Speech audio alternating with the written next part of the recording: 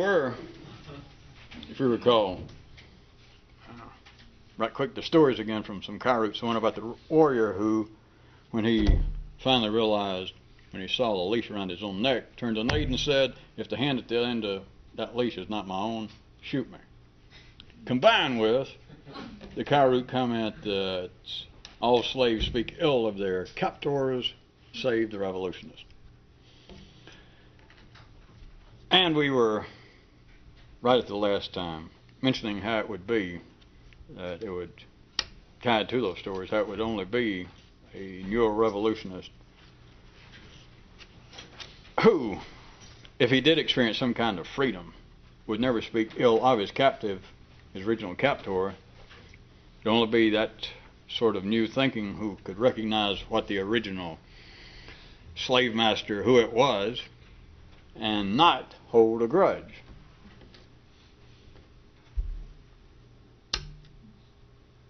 So more or less there. We'll pick it up.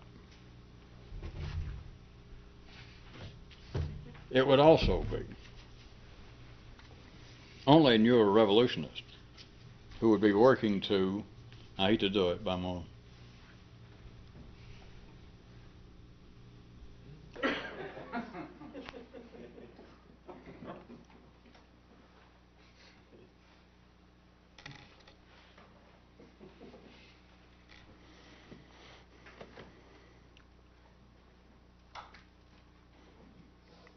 I'm not going to quote myself exactly. My agent told me, let's skip that part.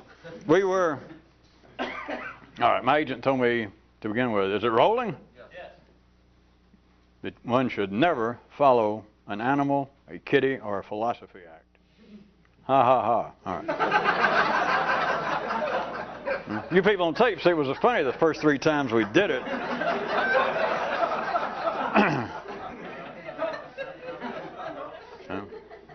I guess it's what we get from buying our cameras from Mattel. We were last at the point, you remember the 2 stories from Kyroot, one of them about the warrior who, when he finally saw the leash around his own neck, turned to Nate and said, if the hand at the other end is not mine, shoot me. And the comment, the observation, the axiom, the dictum, the hypothesis, the theory, and don't write me about the difference. I don't know the difference. All right. That, quote, all captives speak ill of their captors, save the revolutionists.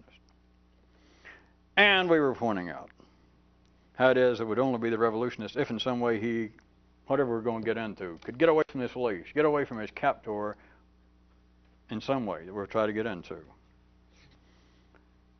If either the machinery or yours truly does not break down.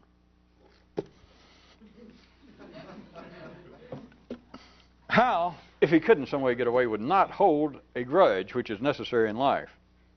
You recall, I'm not going back into that. Yes, I am. That we were last talking about, that holding a grudge is in large part what makes life work. Oh. So we'll pick up more or less there. And point out a few other things that would only be a neuro-revolutionist. An active new part of one's brain, but since that makes either no sense to most people or else gives them a headache or makes them go, oh, I knew that, yeah. So after having said that again, now let's go back and pretend to be doing the very thing that I'm saying we're not doing. That is, talking about an actual person, a neuro-revolutionist. And all those watching this own their own Lincoln Log-built TV set can have dreams of some sort of 5-dimensional mystical Sir Lancelot, where's yet the Green Knight. Remember him? Of course, the real version of that was he showed up carrying somebody else's head under his arm. For those of you that read that kiddie version that they've got here on planet Earth, that's easy enough to cut off your own head and walk away carrying it. Surprising the kinds of crude, meaningless versions of these tales that you'll put up with. It would only be the neuro-revolutionist who would work to, and you have to put in quotation marks, God forgive us all, free himself. But plunging into this thankless pit known as free oneself or freedom and all that, That was just to drive all the people waiting for the parade at home, into the icebox of the bathroom. So now, because it is reflective of something that is always quite real, quite chemical, quite electrical. But to start off at some place that is fairly reasonable, it would only be a neurorevolutionist who would be struggling to free himself, but in a manner possible. In a manner that is possible and in a place that is possible, which amounts to in the here and in the now, as opposed to tomorrow in my dreams.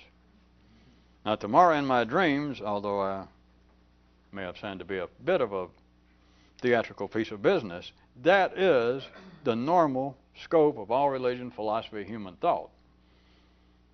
That if you ask people, should you be more free about playing in this kind of traffic, even though an ordinary person might not be using those terms, it is simply a variation of the theme of, are you satisfied with you, and should you be doing more, doing better? And all you have to do is be ordinarily sane. The very kind of people that we all uphold, the kind of people we admire, whose virtues we extol, whom we pray for at night. The ordinary, the sane. They, of course, are driven by the fact that they are incomplete, which everyone is, in the nervous system. And so all ideas are, I should be doing better in some way, whether it be within a religious context or just on the humanitarian basis or intellectual basis, educational basis, cultural basis, that I should be improving myself. To talk about freedom, though, is a variation of that. And everyone would say, yes, I am struggling to be more free. But note, without it being an attack, all religion, and fill in all your variations of that, all religions, all ordinary dreams of change. I'm going to lose weight, I'm going to quit smoking. When? Well, first thing tomorrow. I'm going to be more religious, I'm going to be more decent. I believe you, but starting when? Well, Sunday. Hell, we don't have church until Sunday. What the hell you want from me? I'm suddenly overcome with a kind of feelings of guilt that I should be doing better, and by God, I'm going to church. Going to the synagogue. Well, hey, it's Friday. Where are you going? Because I guess I stepped in it. Those people that knock on your door actually have church on Friday, don't they? At any rate, whoever it is, the whole idea, I'm going to lose weight, I drink too much, I am sick of it. I mean it. And you can tell the guy does mean it. I mean, he just threw up, he ruined his good suit, and he's serious, and you say, well, and you don't have to do you now. That is, you talking to him. He can do him talking to him, but if you must have you talking to him, the whole nature of the way life is arranged, you say, well, when? And this is not a hand gesture, non-attack. It's not an attack. You say, when are you going to do better? First thing tomorrow. That's just the variation. All ideas of freedom, because of the nature of it, the nature of it, all ideas of freedom are always tomorrow in your dreams. One more time, that is not in any way a pejorative reflection on that, whatever pejorative reflection might mean in some real world. It is the nature, because, well, look at yourself. All you got to do is question your own nervous system about any change whatsoever. Just, how about good, open-ended, I'm going to do better. And you ask yourself, all right, when? And let's say that you are on such a good basis, have such a good relationship with yourself, you don't slap the piss out of yourself for asking those kind of questions. But you say, all right, when? And there's only one decent answer. Instead of playing around with calendars and clocks, the answer is what I've already told you. Tomorrow in my dreams. In other words, the human nervous system, because of the polarized basis of running the nervous system, in this, within a three-dimensional context, there is no such thing as saying, I'm going to change now. If you're going to change now, you wouldn't be talking about it. One more time, that's not an attack, but if a man was going to quit smoking, let's say, a man was going to quit being so angry, he would be doing it. This is not a psychological observation. Well, it sounds like it. God, I hate to call some of our decent people sitting here on stage idiots, so I won't. He didn't get on camera, did he? If somebody was actually going to change, we're not talking about people now, we're talking about the nature, I remind you one more time, of the way three-dimensional reality is run by a polarized flow of energy. If somebody was actually engaged in change, It's impossible. It's not psychological. It's impossible that they'd be saying, yes, I'll change. It's impossible they'd be thinking about it. It's not that one keeps the other from happening. It's not that bad. Well, it's worse than that.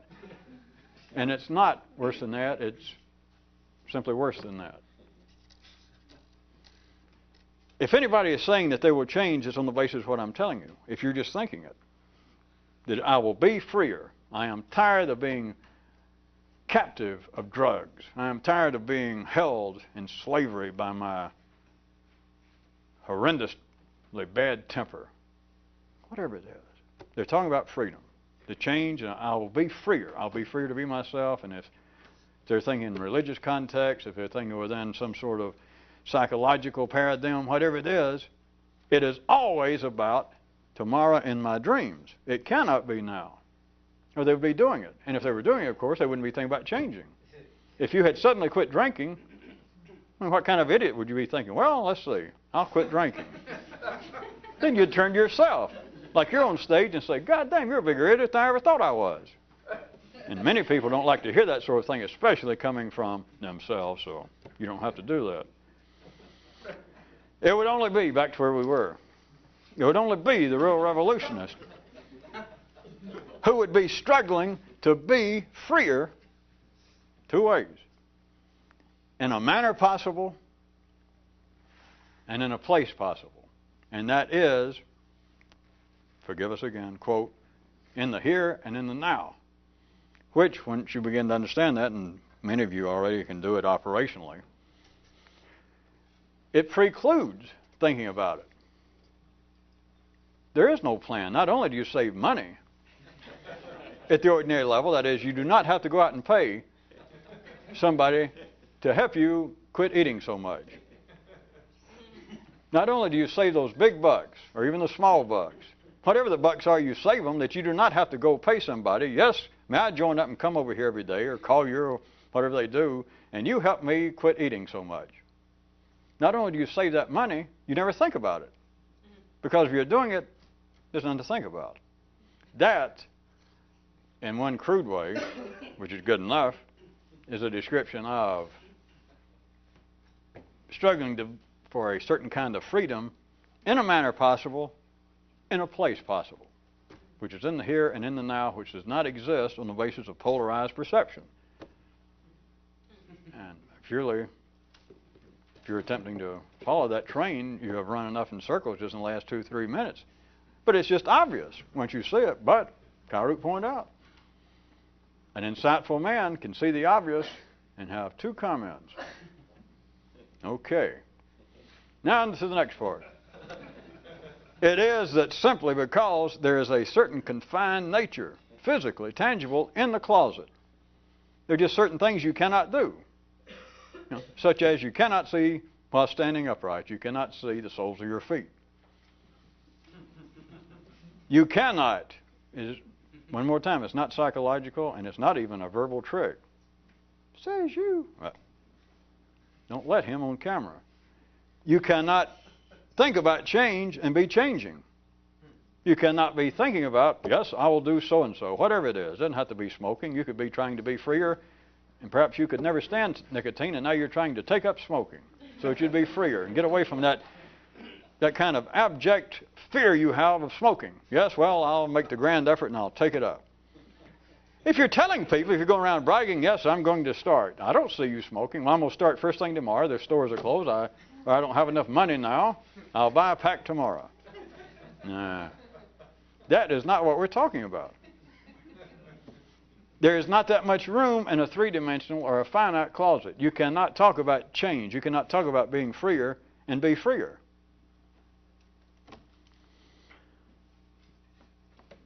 You could even say, since Kyroots already mentioned it tonight, you could say that there are two forms of the ordinary illusion of freedom, because everyone talks about it. And, it's good that we're running out of time so we can get into this where it's really nasty. From the ordinary conception, many people would say, well, any idea of real freedom, if you're going to push it, is It's beyond the ability of man. It's beyond the conception of man. It's beyond the operational reality of man. Such as somebody, if they were religious, they could say, well, you can try to do good. You can try to live by some kind of holy precepts. You can't do it. I mean, you can't actually succeed, but you can work at it.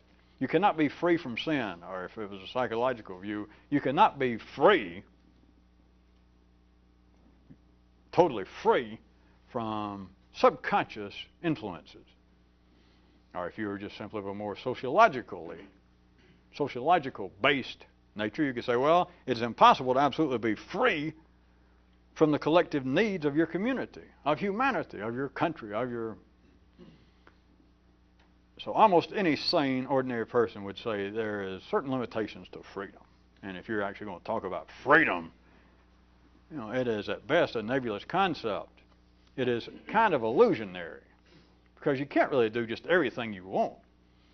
You know, a person could say that was pretty well down to the primary level. A good old bricklayer that never even tried to entertain a religious or philosophical thought, they would just simply say, as would be proper in a lower time zone in the nervous system, to say, well, there are limitations to freedom, because the kind of stuff I want to do, hell, half of it's illegal. And if it's not, there's always going to be somebody saying, hey, man, leave my wife alone. Or that's my beer. You know, there's always some kind of crap like that going on. I see I finally struck a nerve with some of you fellow intellectuals.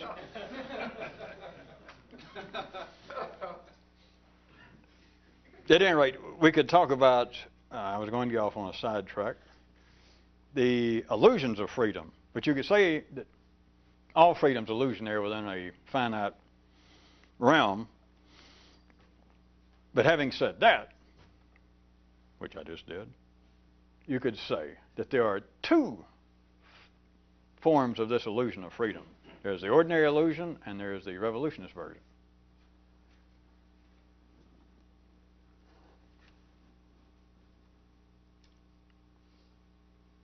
The difference, operationally, is that if we just went with, for a second, I assume all of you already got that, you could make a very good case, ordinary people could, that speaking of some absolute form of freedom is an illusion, that you can't do it, even if they were not attempting to wax philosophically, if they were not attempting to plumb the depths of the metaphysical ramifications of that statement, they would just be the level of saying, well, you can't do everything you want to in life. There's always somebody there to bitch about it, to arrest you, to sue you. So they could say, all right, I'll agree with you, and any idea of real freedom is, at least in part, illusionary, and it might be in toto illusionary. So let's go on that basis for a second, for a reason. And then Kyroots, and I quoted him, pointed out there could be considered two versions of illusion, and now I drug it into the idea of freedom and say, all right, let's go on the basis for a second that all freedom, the idea of real freedom, is illusionary. Semicolon, but then there are two forms of this illusion. There's the ordinary illusion of freedom and the revolutionist view. And if anyone was fast and ordinary enough, they'd go, boy, what a bunch of additional crock that is. You know, that makes no sense. If something's illusionary, how are you going to have some other form of it? Just because you had your circumcision at home, don't think you got a foot up on us, so to speak. Or in your case, perhaps a matter of millimeters.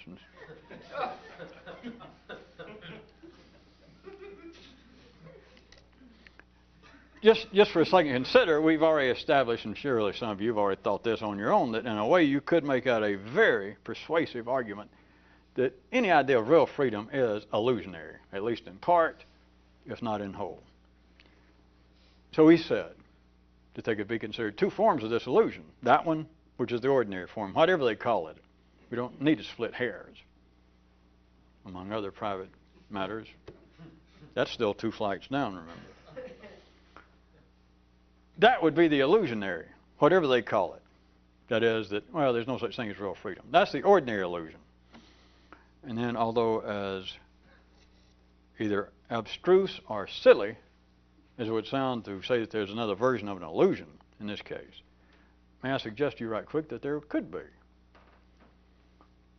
The revolutionist version Because then rather than arguing with the fact of is there real freedom, which at least in part any sane person knows there's not, even if you have to take it down to the level of there are things that are illegal. There are things I cannot do because somebody's going to whip my ass if I do. Even if the police don't see me, my neighbor will.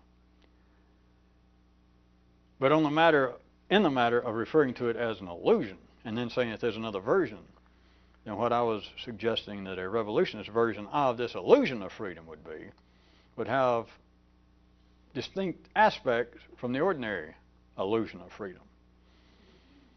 To begin with, the ordinary illusion of freedom is based upon the fact that freedom is freedom from something. I mean, there's no other way around that. Be you religious, philosophical, or a bricklayer, or a linguist, or none of the above. There is no idea of freedom unless it's freedom from something.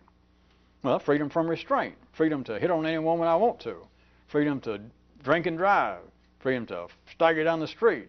It's freedom from being harassed, being limited, being held captive by somebody, even if it's by me, by my own feelings of guilt, my own subconscious traumas. It's freedom from something.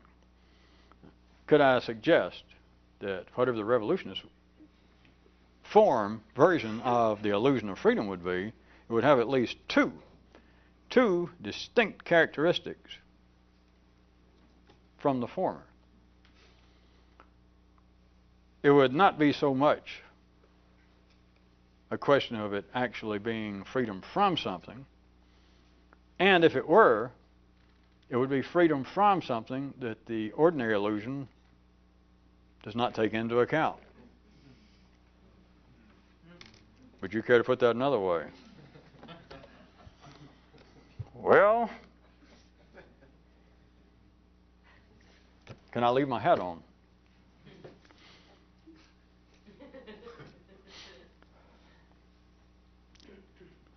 The revolutionist version of the illusion of freedom. Remember, I'm still calling it now the illusion of freedom. But the revolutionist version is not really so much an illusion. And it's certainly not so much the ordinary question of freedom to the ordinary mind always being a matter of freedom from something. The possible freedom that might be the illusion of freedom that might be possible here and might be possible now would not be in any way really a freedom from anything. And the two distinct things that we're going to have to, I guess, stop would be that number one,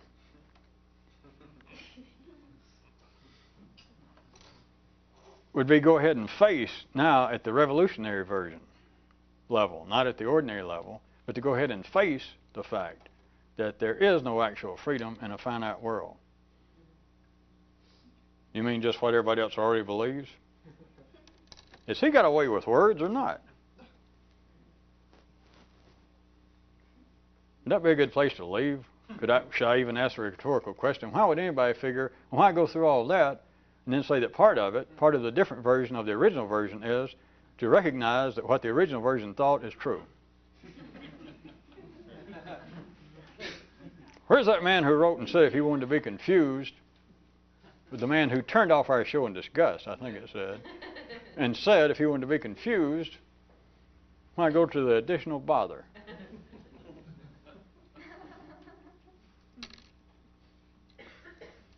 The revolutionist version in a person. Remember, the revolutionist version is not something out there in the street, and it's not something that some group of like-minded people have banded together and are supporting and trumpeting. It's a new place in one's own brain that is now active. But it would understand that any possible freedom in one's own nervous system, all right, in one's own life here, which if your life's not your nervous system, the Union Hall is actually down the street, and you walked in the wrong door. Would be to understand that it's not a question of freedom from something. And remember the two aspects of that. Number one is at the revolutionist level. You would understand, okay. You would understand that at a finite level, in a finite world, in a finite realm, there is no such thing as freedom. It's not any sort of discussion. It's not a theory. It's not a hypothesis, as I was trying to lead you down that path just a few minutes earlier, that is the common thinking, and if they don't think about it at that level, it would be the common acceptance to people. As I said, all the way from people who might have some great, complex, convoluted theological argument over the possibilities of some freedom, not much freedom, a lot of freedom, a little freedom over here, all the way down to the level of a man with no philosophical inclinations who would say, freedom, don't tell me about freedom. I'll have freedom when I can do anything I want to and they don't arrest me. And always harassing me and trying to pull me over and say, let me smell your breath. All the way in that spectrum seems to be open to question. At the revolutionist version, that aspect of it is not open to question. That in a finite realm there is no such thing as freedom. Forget it. Put a period there. There's no discussion. That's a hobby for ordinary people. Well, wait a minute. That's open to some discussion. Well, we don't have to check your card and see if you're ordinary.